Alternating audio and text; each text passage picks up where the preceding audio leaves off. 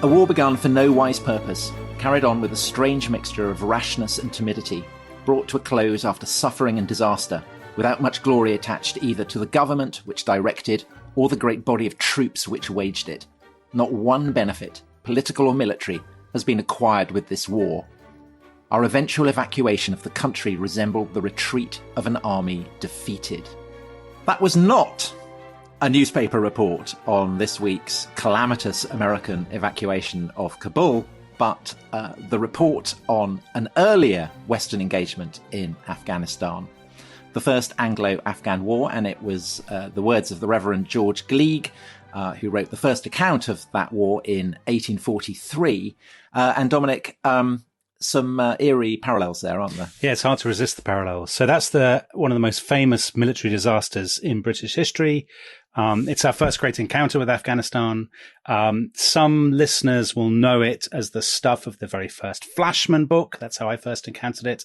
And I think other listeners, Tom, may know the painting. I don't know if you know the painting. I bet you do, by Elizabeth Butler, called Remnants of an Army, where the last guy, the one survivor, Dr. Bryden. Dr. William Bryden, he's sort of on his horse or mule or whatever it is in the pass.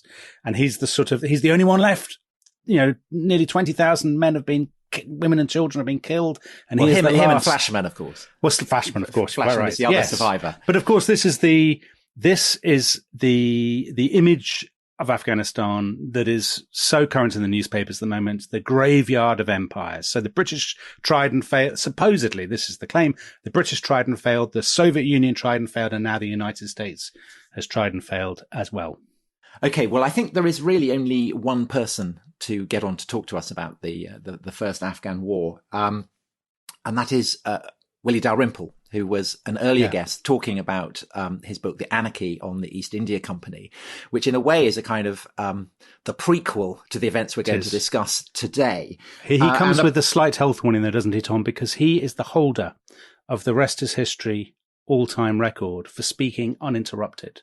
He is. Without interventions from us, which I think he spoke for basically an hour, and we said hello and goodbye. And so somebody commented on Twitter that he was like Fenton, the notorious dog that went chasing deer in Richmond Park, and there was the hapless man running after him shouting "Fenton, Fenton," and that's what we were like. So it's very exciting to have Willie back on the show. But Willie, before we kick off, that passage that I opened the podcast episode with, that's your author's note in the book that you've written about this, The Return of a King, which is part of the Company Quartet, this collection of 4 volumes about the East India Company in India, which is available now. So I hope I've paid my dues there. So Fenton. You can shout Fenton at any point if you want me to stand to leash. Okay, I'm going to throw you a stick here. The first Afghan war, how does it begin? So, this is rather a long story.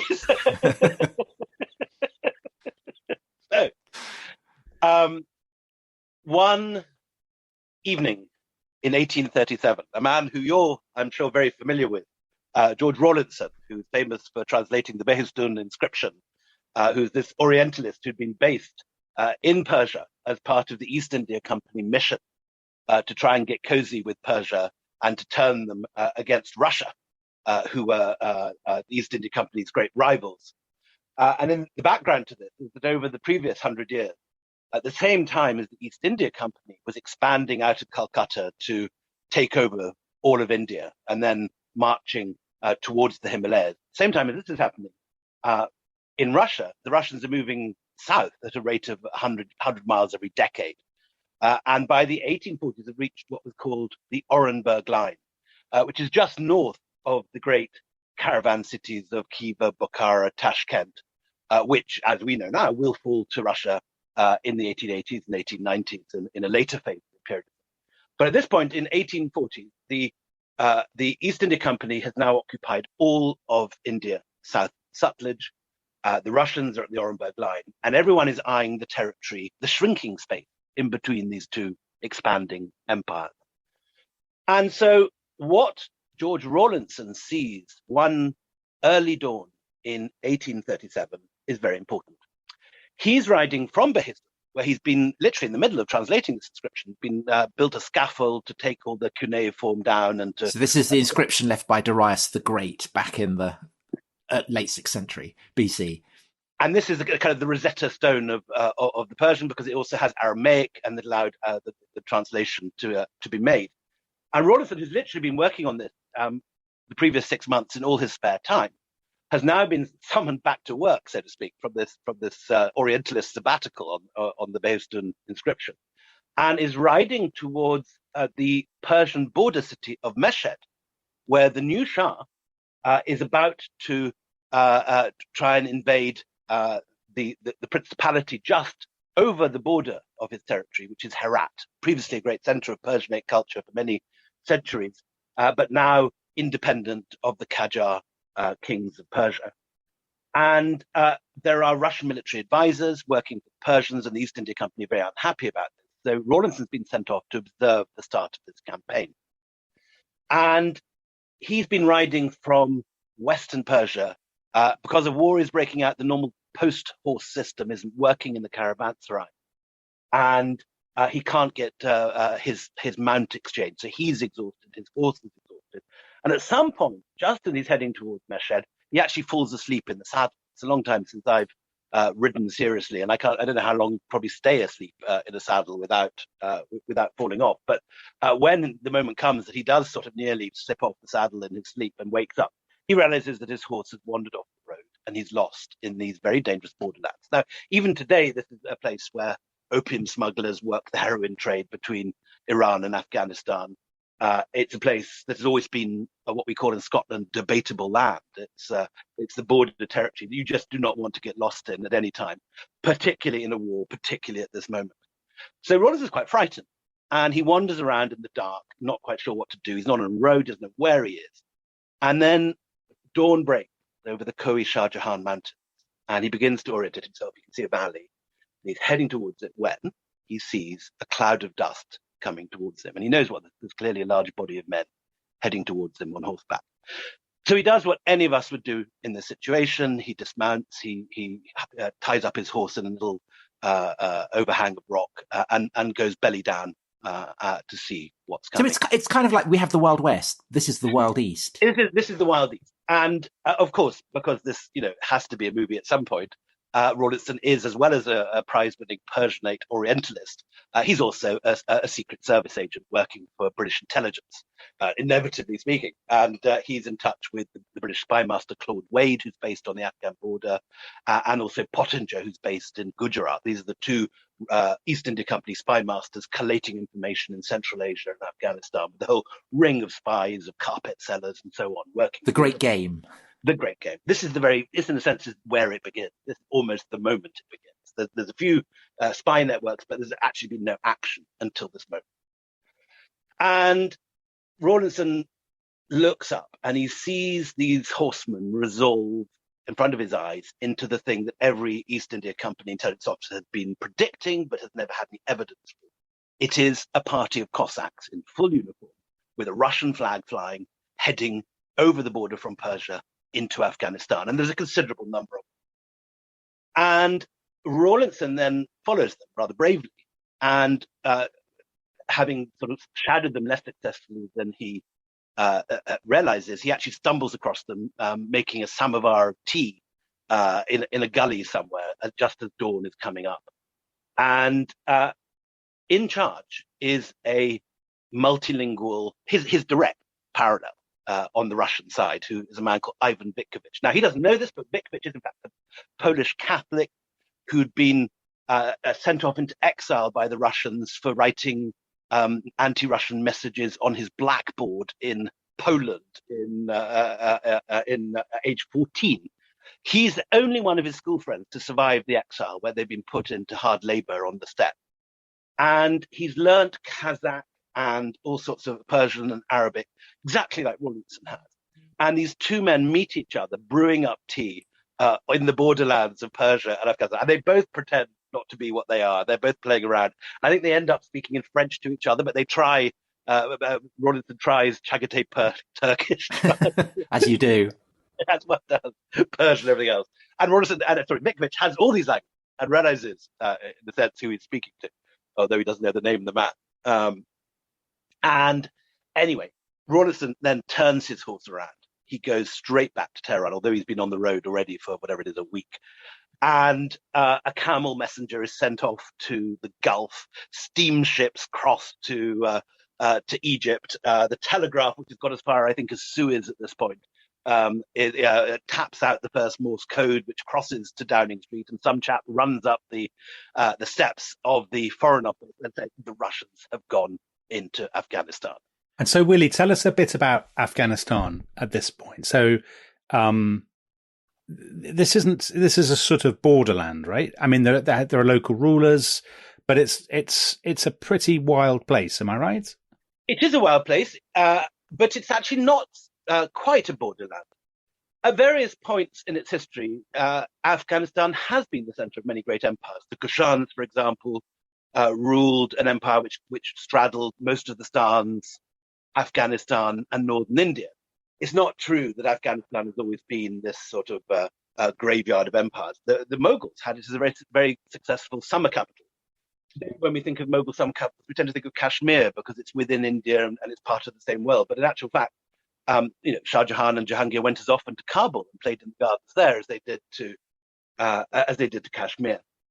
But the last great moment of Central Asian culture has been 200 years earlier, really, with Herat in the 16th century, which Robert Byron described as the Oriental Medici. You have some of the greatest miniature painters. You have some of the great universities of the Islamic world there. But the whole place has been losing its centrality as a center of culture for a while. There's a revival under a man called Ahmad Shah Durrani, who is one of the generals of Nadir Shah. And when Nadir Shah is assassinated, Ahmad Shah Durrani takes the Koh-i-Noor and basically uses it as the capital to found a new state, Afghanistan. And he creates an empire in the 1740s, which is only a century before the moment we're talking about, which gobbles up a chunk of Safavid Persia, a chunk of the Uzbek Empire, and a chunk of Mughal India, and creates for the first time an empire centered on Kabul, full of Afghans. And the English, although the word Afghanistan is never used, the Kingdom of Kabul is the political phrase. It is, people do talk about for the first time Afghans. And so this is the beginning, in a sense, of the modern Afghan state. And its borders are more or less those of Afghanistan by default, because the Persians are where Persia is. Mughal India has now sort of ended with the Sikh Empire in the Punjab, and the Uzbeks have steadied at the Oxus. So you have this space in between, which of course is the title of Rory Stewart's book, which becomes Afghanistan. And so are they consciously playing off the Russians and the British, because they're conscious of these two empires either side? And half the story of this, which again, has echoes today, is that the British fear of Russia creates the very nightmare that they fear. Because what happens is that following the sighting of Vitkovich by Rawlinson, this meeting in the desert, spies are sent off into Central Asia. One of these is Alexander Burns, who's also a great showman and a travel writer. And Alexander Burns has this wonderful moment when he travels up the Indus on a raft. And they have to have an excuse to get permission to go up the Indus. So what they know is that Ranjit Singh, the Sikh ruler of Lahore, loves horses. So they decide to present him with 4 enormous English cart horses. And then just to add to the whole thing, they decide they're going to take an old carriage that used to belong to the Lord Mayor of London.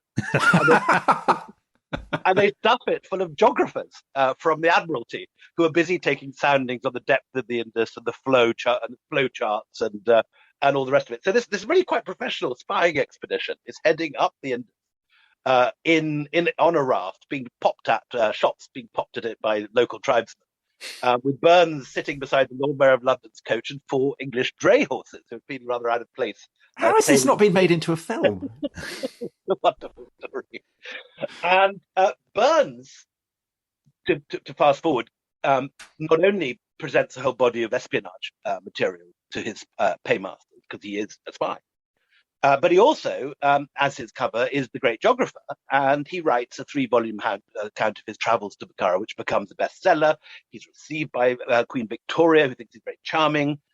He gets not only the Royal Medal of the Gold Medal of the Royal Geographical Society in London, but he also gets its French equivalent. His book is translated to French, and of course, the Russians read it. And the Russians who do not have spies in Bukhara at this point then send Vitkovich to spy it out. And Vitkovich successfully rolls up Alexander Burns' espionage network that he set up in Bukhara. I mean, so it's actually no more than a couple of carpet dealers, but already everyone knows they're working for the British. But basically, the key is don't write a book. The key is don't tell everyone what you're doing. I mean, it's mad. Hope Rory Stewart is listening.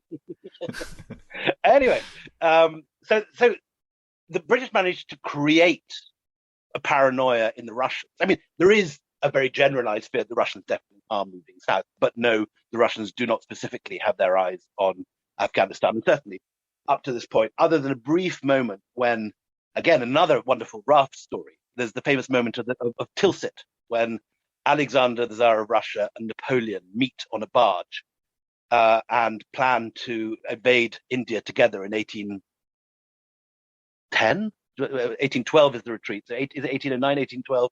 War and Peace opens with Before Tilsit. That's book 1 of War and Peace. Today we always read it as War and Peace, but it's actually 3 volumes. Before Tilsit is 1. And the story goes, again, allegedly, but I don't know whether it's true, that there is a British spy under the raft. I hope it's true. Peter Hopkirk has this in his book. Other people have quibbled it, but I certainly want to believe it, whether it's yes. true or not. And definitely there are plans that Napoleon hatches, very far-fetched and bonkers, to invade India. But that's the only time that Russia has actually thought of invading India, and that was alongside Napoleon in this brief moment of Russian-French union. And so, nonetheless, in London, particularly under somebody called Lord Ellenborough, who is the sort of, I don't know who the equivalent in politics is today, maybe Michael Gove on one of his more Islamist rants. He says, we are in great danger from the Russian bear. And when the news comes that Vitkovich has crossed into Russia, Burns is sent on a mission to Kabul to try and pull Dost Mohammed into the British sphere. So who's Dost Mohammed? Let me interrupt you. Dost Mohammed is the man who has just overthrown Ahmad Shah Durrani's grandson, who is called Shah Shuja. Now, Shah Shuja goes off into exile in British India, where he's being kept in reserve as a British puppet that the British can put back if they want to. Dost Mohammed, his enemy, is now running Afghanistan. And is it true, Willie, can I interrupt you? Is it true, I read, that Dost Mohammed had 16 wives, 27 sons and 25 daughters? It certainly could be true, because he himself is definitely the 18th son of his father. Wow, that's a big family gathering. And as you can imagine, to get to be the ruling heir when you have 17 elder brothers. You've got to be. No uncertain, ruthless. Anyway, Dost Mohammed actually has no ill feeling towards the British at all, or any particular fondness for the Russians. And Burns says very clearly that there's absolutely no need to topple Dost Mohammed. We can pull him into our net and into our alliances very easily.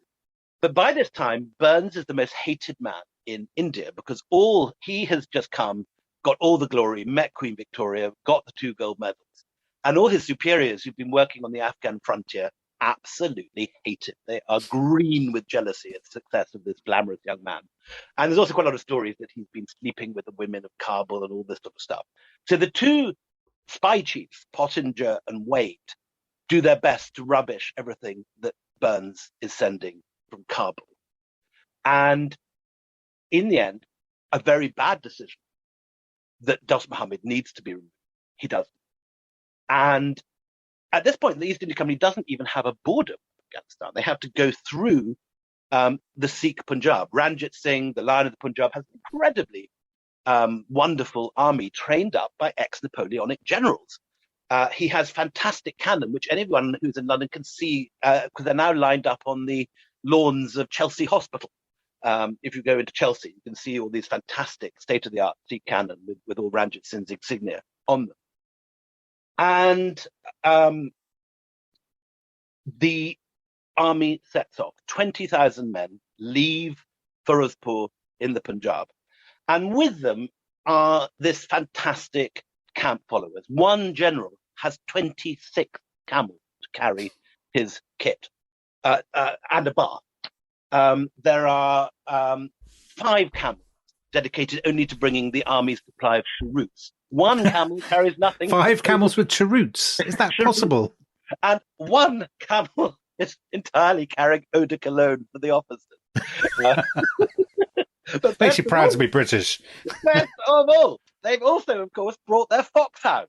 Of course. This ridiculous army marches off through the Punjab, which is perfectly because it's fertile and lovely, but then into the Baluchi desert in the middle of summer. They'd meant to leave in winter, and they've all left in winter outfit. But because Ranjit Singh has been frantically dragging his feet on giving them permission, to, quite rightly, to cross the Punjab, because he knows that the minute the East India Company is north and south of him, he's toast.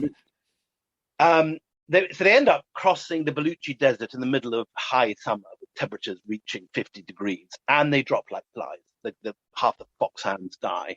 There are all sorts of stuff. Somehow, Lady Sale, who's with the army, manages to get her grand piano through. And I don't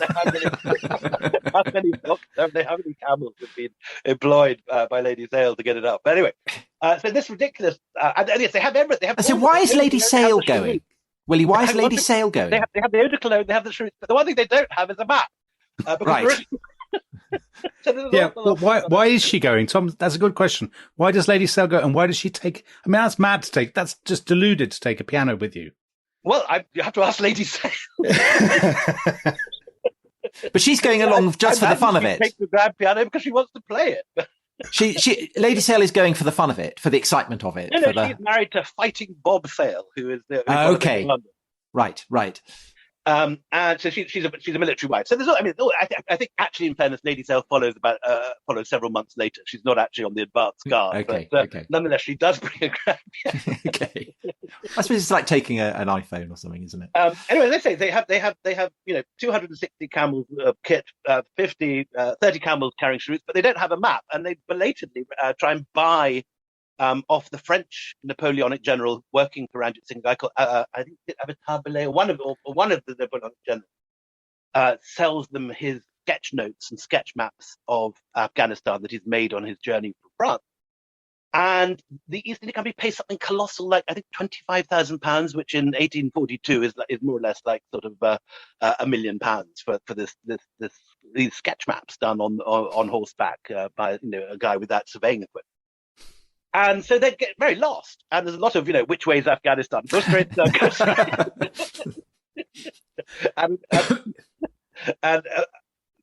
massive death of sepoys who haven't been given any water, massive casualties. But against all likelihood, they arrive the other side of the desert and the other side of the mountains at Kandahar. And they take Kandahar the same night, although they haven't got artillery because they've left it behind. And the march from this point is exactly like the Taliban this week. Everyone just runs off and leaves. And they take Kabul without firing a shot. It's a direct parallel. And this happens over and over again in Afghanistan. The Afghans do not like to fight pitch battles. They're much too canny for that. They let you take their cities, and then it all begins with guerrilla activity. And this is exactly what happened. For one winter, the British do amateur theatricals in Kabul. They go duck shooting and ice skating. And they play cricket, don't they? They play cricket. There's lots of cricket. And there's lots of hunting of the foxhounds. Foxhounds who've survived the march are taken out to hunt jackals. And presumably the piano comes in very useful over there. In the meantime, the man put in charge of this, a guy called Macnaghten, who is an Orientalist who goes, at one point certainly, he's on the top of an elephant as he's entering Kabul, translating the Arabian Nights from Arabic as he arrived at his mission. And Macnaghten, who has blue-tinted spectacles, also, like everybody else, hates Alexander Burns. So Burns got nothing to do. He's totally sidelined. He holds a Burns night. He is a cousin of Alexander Burns. And there's dancing. Sorry, he's a cousin of Robbie Burns, although his name is spelled slightly different. and there's reels and there's haggises in Kabul. But with nothing better to do, he gets back again and he starts seducing the wives of the Afghan warlords. And this, of course, is a very bad thing to do. If you are in Afghanistan, do not sleep with any warlords' wives.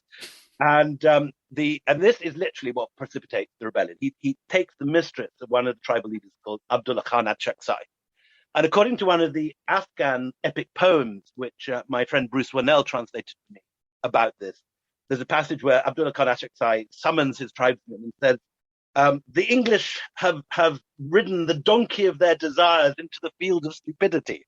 Which is possibly my favorite line in the whole book. And so we must all avoid riding the donkey of our desires into fields of stupidity. Well, Willie, I think that's a perfect note on which to quickly take a break. And now, having ridden the donkey of stupidity into the field or whatever it is, we'll have a break. And when we come back, we will ride the donkey of stupidity even further to ultimate disaster. From Cleopatra to Camilla Parker Bowles, and from Madame de Pompadour to Lola Montez, the other woman has been a staple of gossip throughout history. But who will make our list of the top 10 mistresses of all time?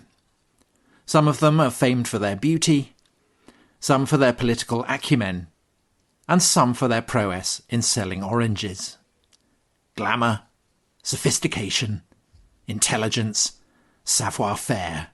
Join us for an evening rich in all these qualities and more.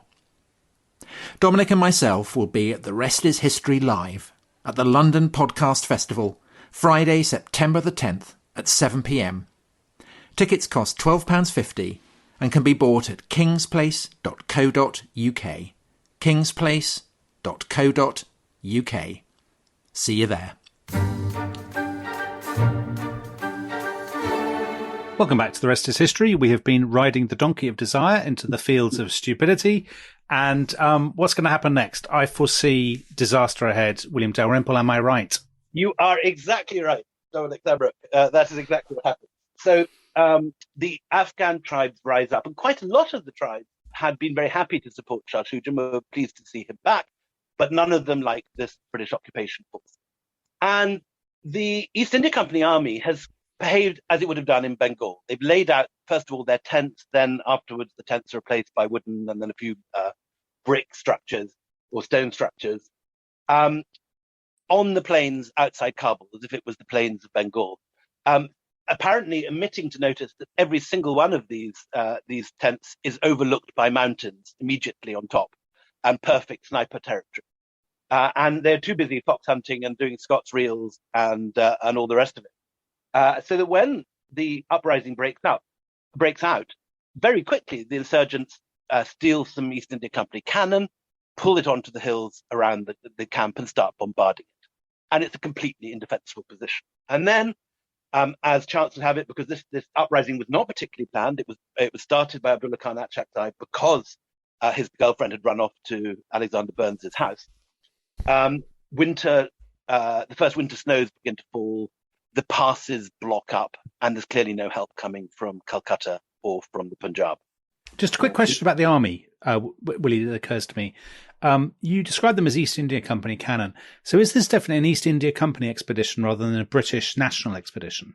So when we were talking about the anarchy, and particularly battles like Plassey on the last time I came on the show, it's a very black and white thing because the company had 200,000 sepoys, which were the force which invaded the whole of India. But in this case, there are now a mixture of regiments of the line, in other words, regular British Army, fighting alongside East India Company sepoys. So the great mass of troops are East India Company sepoys, but I think there are at least two regiments of regular British Army here. So it's a mix. So this is reflecting the position of the East India Company, which by the 1840s has become much more of what I suppose today we would call a public-private partnership. What started off as the ultimate libertarian trading company with no government links at all, other than a corporation, a charter to start it, has now become 50% owned by the British government, and by 1840 has actually been forbidden has lost its monopoly to trade. And so it's looking much more like a semi-governmental organization than the early days of Clive and Hastings, right? The buccaneering thing. But still, the fact remains: almost all the troops are Indian sepoys born in India. There's some Nepalis and some Gurkhas, and then there's a regiment of Skinner's Horse, for example, which is led by Anglo-Indians, the Skinner family.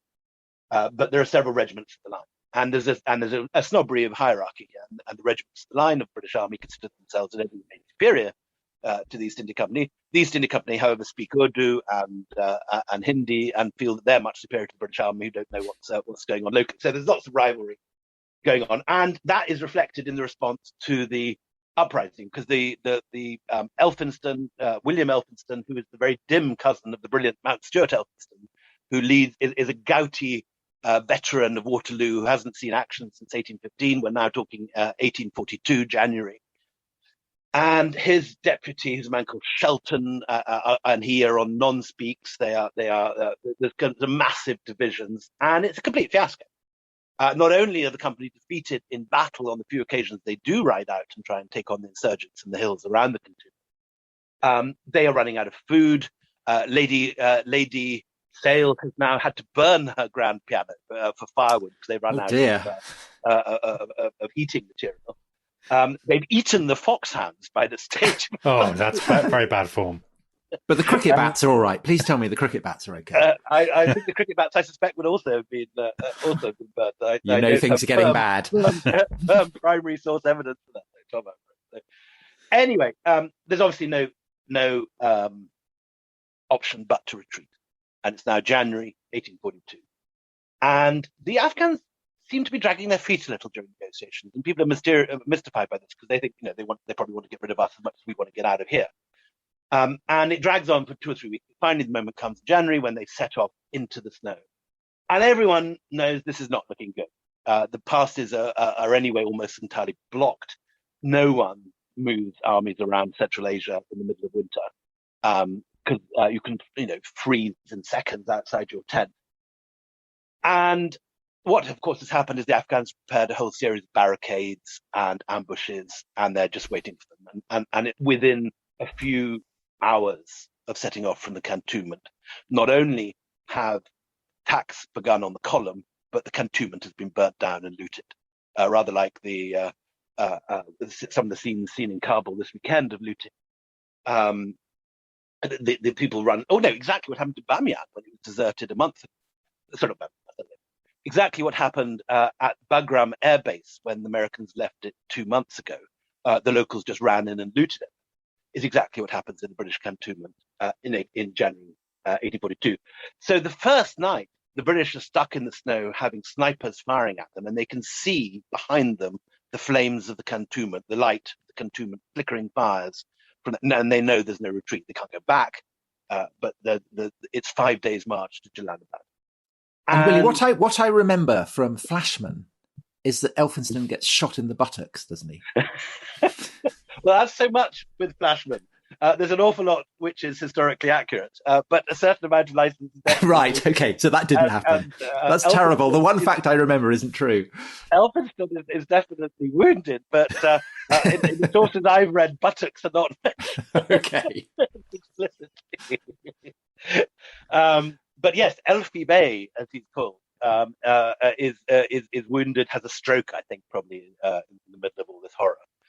And day by day, the number of survivors goes down from 20,000 to 10,000 to 5,000 to 2,000. There's a terrible moment at a place called Jigdalik where the holly hedge is erected in their path. And the cavalry, which so far have been marching out fairly easily, can't get over this. And they're shot down and people are crawling over it. And several hundred die on this hedge, unable to cross this barrier that's erected in their way.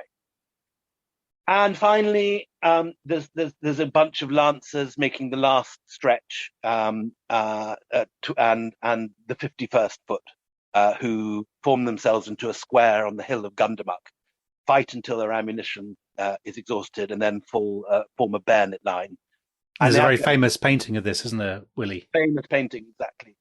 And they fight until their last bullet. They form a bayonet war, but the Afghans realize there's no need to charge bayonets. They just pull back.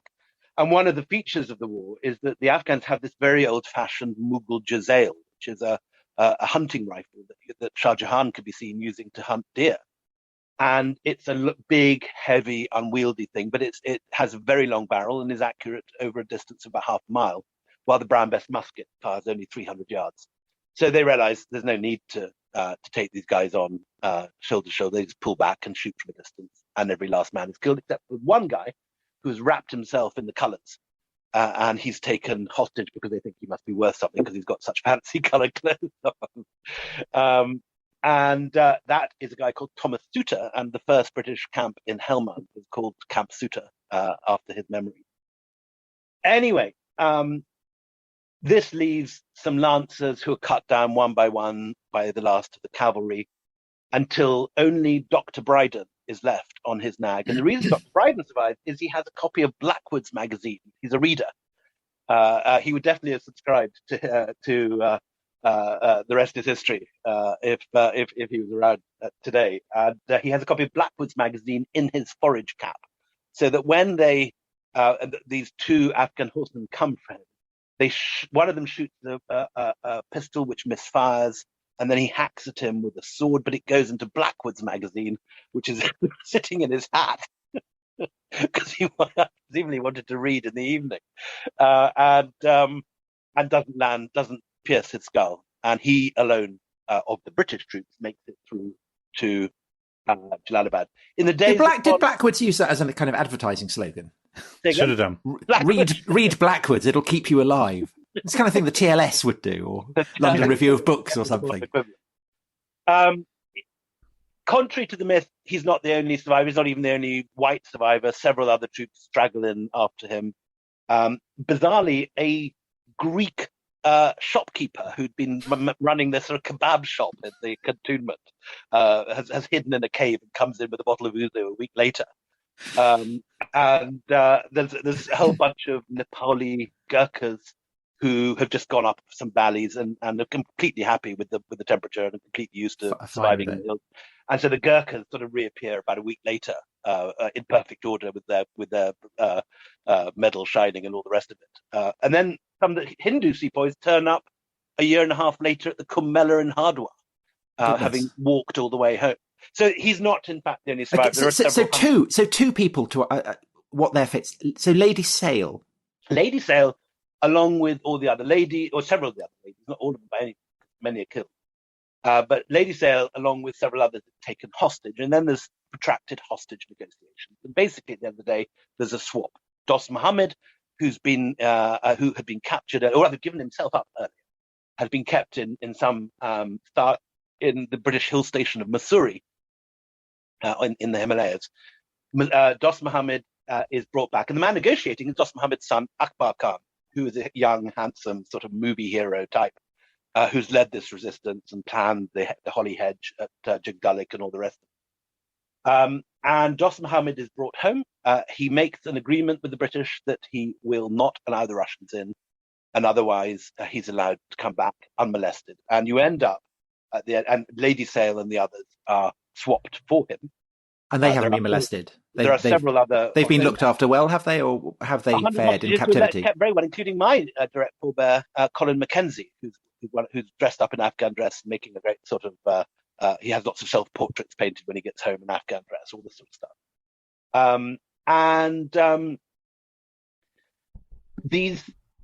The war ends exactly as this war has ended, with the government, which was in power before all this, coming back into power. And because no one can threaten it anymore because of the enormous prestige it's won defeating an imperial power, Dost Muhammad then stays in power for the rest of his life. And he has a very grand tomb, which I've seen in the Gazagah in Herat, one of the most beautiful Sufi shrines in Afghanistan.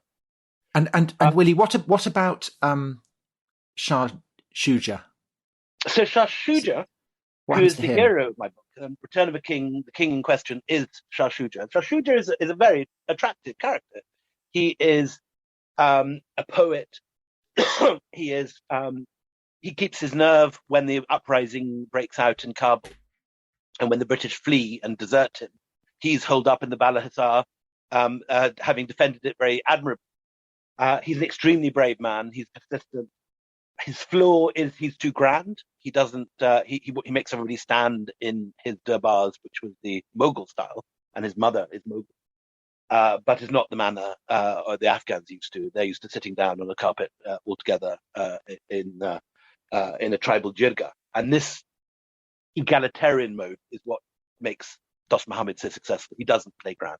He entertains and charms all his tribesmen. And this is one of the many parallels, if we can move on to parallels, with the present. Because but before that, what happens to Shuja? Shah Shuja survives all this. The British cut up, the deals are done, and Shah Shuja in the end is killed by a godson who wants to get in with Dost Muhammad. But for that, he may well have survived the whole thing. But he has slighted a godson who feels he hasn't been given promotion or something. And so some small petty internal feud does. So it's rudeness that does it. And sorry, I interrupted you when you were talking about the parallels, because that is a great parallel, isn't it? Because there is a huge premium in Afghanistan still on basic politeness.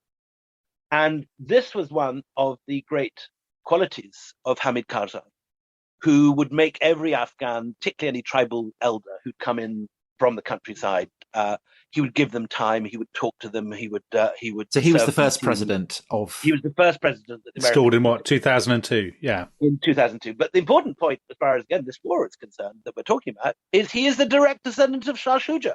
He is the head of the Kutlazai tribe. We basically put the same guy in twice. Karzai is a slightly nicer version of Shah Shuja. And Karzai did actually an incredible job charming everyone. And his replacement, Ashraf Ghani, who incidentally is a good friend, was very kind to me, is the man that helped me find a lot of the sources for the book when he was head of the history department and chancellor of Kabul University. Ashraf was incredibly rude to people. He was very grand. He had worked for the World Bank, taught at Columbia. He didn't have time for fools. He was a very successful university professor and World Bank technocrat, but would give tribal leaders who'd walked 20 days across Afghanistan to see him 10 minutes. He'd literally say, "You've got 10 minutes." Another story I've heard, which is interesting, is that he also put his feet up in front of tribal elders. Now, in India still today, I've always been taught that you must never point your feet at someone. If you're sitting cross-legged, it's hugely rude in that culture to point your feet or to put your feet up. Ashraf Ghani had a sort of puff in front of his armchair, and he just put his feet up like you would at home. But this went down apparently very badly and serially offended a whole series of tribal elders who invited him to his inner sanctum. And Karzai never did this. And weird story with this is that Karzai read my book, Return of a King. And he had always been haunted by the fact that Shah Shuja was his forebear and that Shah Shuja had died regarded as a traitor by many of the Afghans. And he was particularly worried because the tribe which brought down Shah Shuja, who were the leaders of the guy the tribesmen of the man whose mistress Alexander Burns seduced, Abdullah Khan Achakzai, were the Ghilzai tribe. And the Ghilzai, remarkably today, are the foot soldiers of the Taliban. And so beneath what we perceive very easily today as a simple battle of Democrats and Democrats and westernized Afghans against Islamist tribal barbarians, actually masks a old tribal fault line, which is the Baraksais and Popalzais, who are the toffs and the landowners, against the Ghilzai, who are the herdsmen and the day laborers on the Popalzais' lands. And Mullah Omar is a descendant of the resistance leader of 1842. So Willie, the implication of all that, that would, for some listeners, they will say that creates a sense of inevitability. that the patterns of history are merely repeating themselves. Is that too simplistic, though? Do you think there is a kind of truth? In this to that? case, we did literally put the same guy on the throne twice. We put the head of the Poppelsite tribe, and he was brought down by the Ghilzai. It was that simple. And as I say, the weird story that follows is that Karzai read Return of the King very closely. He was given it by someone as he was on his way to Washington to meet Obama. And none of us knew any about this until WikiLeaks, because it turned out that Hillary Clinton was very upset because when he came out of the plane, having read this book, he altered his policy and began to be publicly much more hostile to the Americans while taking their help, while taking their military. He saw it as vital that he didn't look like Shah Shuja and appear to be the puppet of the Americans. And so publicly he started making very rude remarks about Americans, creating casualties by inadequate intelligence, bombing the wrong villages, and all this sort of stuff. And he was very frosty to Obama. And WikiLeaks revealed these letters from Hillary Clinton, emails from Hillary Clinton's, which were, we now know, taken by the Russians and handed to WikiLeaks. What is this bloody book that Karzai is reading? Ever since he's picked it up, he's become completely intransigent and won't talk to us and is incredibly rude. And this was all when WikiLeaks came out. This is all on the front page of the New York Times. And at this point, I then got invited to brief the White. It all got more and more absurd. But the best bit was when Karzai then called me to one Ramadan to his palace, now occupied by the Taliban. I saw a picture on the internet this morning of the Taliban flag flying over the Arg, the old citadel in the center of Kabul. But we basically did a deal. And Karzai said, if you come to me during Ramadan, which is the kind of the big fasting and the holiday in the Islamic world, come to me during Ramadan, and we will talk every evening after iftar, after the breaking the fast. We will have fruit together, and I will ask you about Shah Shuja, and in return, you can have an interview. So I got 6 hours of interview with Karzai, which went into a New York Times profile, which is online if anyone wants to read it. And in return, Karzai got to ask all the questions about Shah Shuja from these sources which Ashraf Ghani had given me. So it's a rare case of a history book, in a small way, genuinely altering the course of policy today. In the end, of course, it didn't make any difference because, as we now know, the wider lineaments of history repeating overtook all this, and we now are back exactly where we were at the end of the 1842 First Anglo-Afghan War, with the same ruler in charge. Well, that's the question, isn't it, Willie? Do you think, looking back now after 20 years, I mean, I know this is a massive question and we're reaching the end of the podcast anyway, but do you think the Taliban's victory was inevitable? No, I don't think it was inevitable. I think Karzai showed that with the right politeness and kindness, and by distancing himself from his Western host, he could mask the fact that he was kept in power by a Western puppet master and make a regime which was acceptable to the Afghans. But it was touch and go. And when someone less dexterous, Ashraf Ghani, took over and was rude to people and diminished the popularity of the regime and alienated one by one tribal leaders from across the country. Ashraf actually, had a temper. He used to throw things at people. I heard a story, for example, one press conference where he threw an ashtray at a female journalist. That sort of thing just doesn't play. Because Willie, the general sense that historians have is the interplay of great tectonic plates grinding against each other, vast impersonal forces. But in 1842, it's Burns seducing the wrong woman. Correct. And you're saying that now it's a guy throwing ashtrays at people. I think we know are those tiny kind of trigger points that affect. I think from our own experience in our own time, there are tiny things that these great forces of history, these great Tolstoyan moments, these great Tolstoyan forces which form the economy and shape the destinies of nations do exist. But equally, tiny little accidents can alter things. For example, in our own time, if Boris Johnson had he famously wrote the 2 articles pro-Brexit and against Brexit. If he had actually decided to back Cameron and not taken the path of going for Brexit, would we be where we are now with Europe? Quite possibly not. One man's decision at a crucial moment can alter things. In the context of Afghanistan, though, you say that this is a society where politeness is very important and knowing the rules of courtesy are very important. Do you think it's a problem, and for the West right the way from the 1840s, that we tend not to know these rules? It certainly is a problem. And as I said, there are a huge array of possibilities every day in all our lives. If we were to turn right rather than to turn left at a given moment, how history would be different.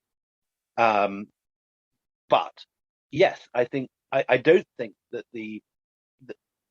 it was impossible that a pro-Western regime could have survived in Afghanistan, because the Taliban were very unpopular. They were an extremely brutal regime.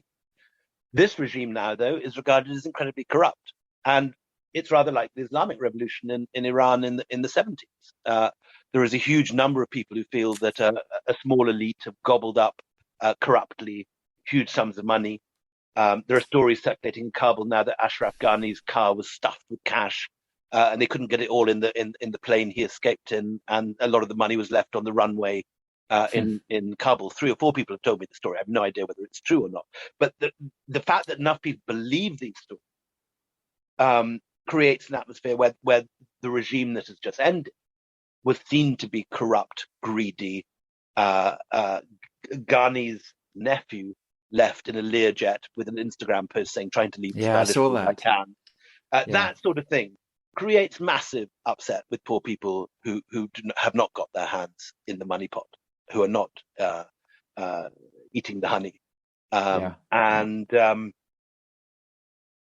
I think many people will be waiting to see whether this regime is better for them. Many women will have their lives destroyed. There will be huge cruelty. There will be terrible. I personally think it's a catastrophe, and I have many friends whose lives have been hobbled and restricted, and whose lives may well be in danger. I got an email from Karzai's office this morning saying he's okay, and that he's. It read rather like, in fact, a kind of carry on up the Khyber email saying. There was some moments of tension, but all is now restored.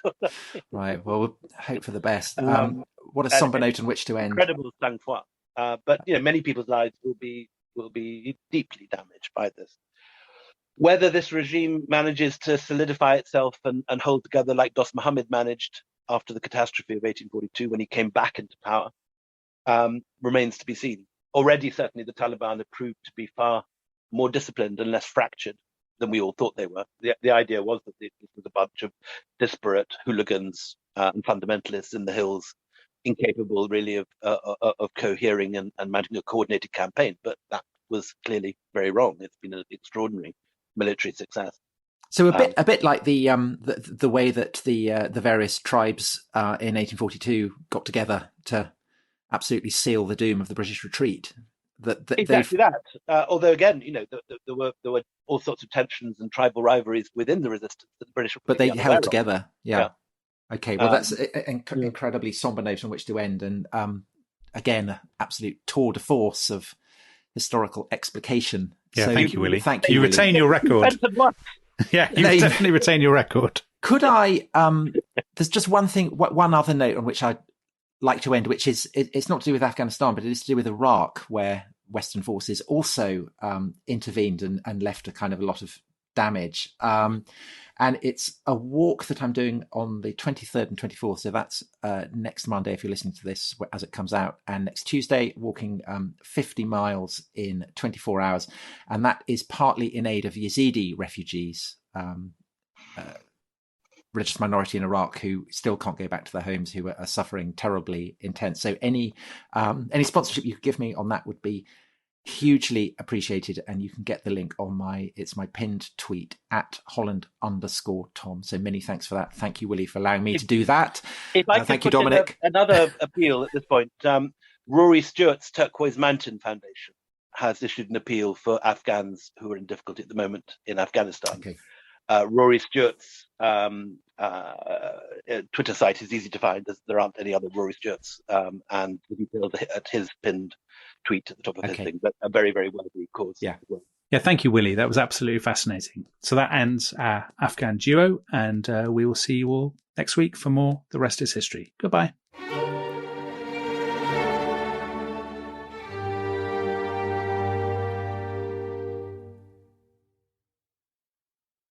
Thanks for listening to The Rest is History. For bonus episodes, early access, ad-free listening, and access to our chat community, please sign up at restishistorypod.com. That's restishistorypod.com.